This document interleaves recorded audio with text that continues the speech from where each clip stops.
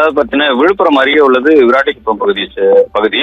இந்த பகுதியை சேர்ந்த வந்து ராஜமாணிக்கம். இவர் வந்து பாத்தீங்கன்னா நகை வியாபாரி ஆகும். இவர் வந்து பாத்தீங்கன்னா மொத்தமாக, அதாவது சென்னை உள்ளிட்ட சென்னை, தஞ்சாவூர் போன்ற பெருநகர்ல வந்து மொத்தமாக வந்து இவர் வந்து நகை கட்டிகளை வாங்கி வந்து சின்ன சின்ன நகையாக மூக்குத்தி, ஜிமிக்கி, கம்மல் அது போன்ற சின்ன சின்ன சிறு சிறு நகையாக செய்து மீண்டும் எந்த இடத்துல வாங்கினாங்களோ அந்த இடத்துல ஒரு சதவீதத்துக்கு எடுத்துக்கொண்டு மீதும் அந்த நகையை வந்து அங்க எடுத்து போய் ஒப்படைக்கிற வேலையில இன்று இவர் வழக்கம் போல செயல்படுவாரு. அதாவது வாரம் வாரம் விழாக்கிழமை இல்ல செவ்வாய்க்கிழமை இந்த போன்ற தினங்களிலும் அவர் வந்து பாத்தீங்கன்னா அடிக்கடி சென்னை போயிட்டு வருவாரு.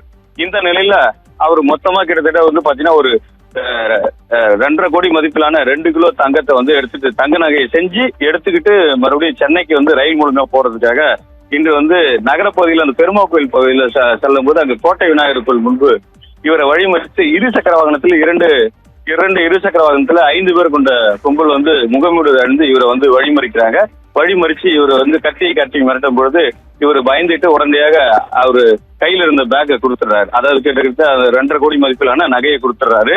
இது தொடர்ந்து உடனே அவங்களை பிடிக்கிறதுக்குள்ள அக்கம் பக்கத்தினர் வந்து கூச்சலிட்டு பிடிக்கிறதுக்குள்ள அவங்க இருவரும் வந்து பாத்தீங்கன்னா ஒரு சுரங்கப்பாதை வழியில கீழ்முறப்பாக்கம் சுரங்கப்பாதை வழியா வந்து தப்பிச்சு அவரு பாண்டி வழியாக சென்று விட்டனர். இதை தொடர்ந்து அங்க அருகில் உள்ள நகர காவல்துறைக்கு ஒன்று தகவல் தெரிவிக்கவே அந்த இடத்துல சம்பவ இடத்துல நகர போலீசாரும் விழுப்புரம் வந்து மாவட்ட கண்காணிப்பாளர் சாய்ப் பிரணீத்தும் அந்த சம்பவ இடத்துக்கு வந்து அந்த பகுதியில் உள்ள சிசிடிவி பதிவை கொண்டு தற்பொழுது வந்து தீவிரமா விசாரணை மேற்கொண்டு வராங்க.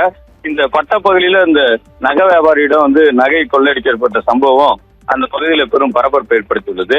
தொடர்ந்து பாத்தீங்கன்னா இவர் எடுத்துட்டு வந்த நகை வந்து கிட்டத்தட்ட 2 கிலோ மட்டும் இல்லாமல் கூடுதலாக நகை இருக்கிறதுக்கு வாய்ப்பு இருக்கிறதாகவும் போலீஸ் வட்டாரங்களுக்கு தெரிய வருகிறது. வருகின்ற சட்டமன்ற தேர்தலை ஒட்டி இந்த நகைகளை வந்து அவர் முன்கூட்டியே எடுத்துட்டு போயிட்டு, அதாவது கணக்கு வழக்கு காட்டுறதுக்காக முன்கூட்டியே அது பிரச்சனை ஏதாவது வரப்போகுதுன்றதுக்காக முன்கூட்டியே இந்த நகையை எடுத்துட்டு போயிட்டு நகைக்காரர்கிட்டும் கடைகளுக்கு சிறு சிறு நகை வியாபாரிகிட்ட கொடுக்கறதுக்காக சென்றதாகவும் கூறப்படுகிறது.